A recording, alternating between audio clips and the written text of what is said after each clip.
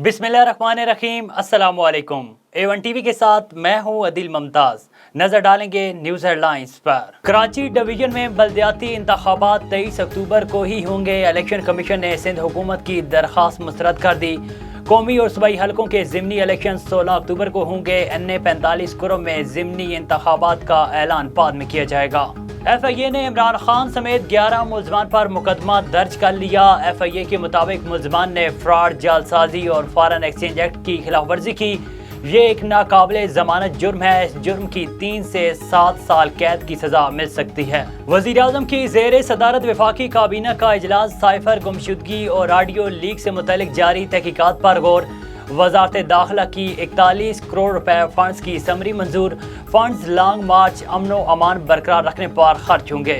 रोडा मुतासरीन की सुन ली गई। Lahore high court का बड़ा हुक्म, रोडा को सुप्रीम कोर्ट की खिलाफ वर्जी करने से रोक दिया। मुतासरीन का इज़हार तशक्कुर, अदालती हुक्म को खुशाइन करार दे दिया। किसानों के खिलाफ दर्ज मुकदमात को खत्म करने का मुतालबा। वजीर खजाना IMF और वर्ल्ड बैंक से मुज़ाकरात के लिए अमरीका रवाना। इसाक डार IMF के सालाना इजलास में पाकिस्तान की जानिब से शिरकत करेंगे।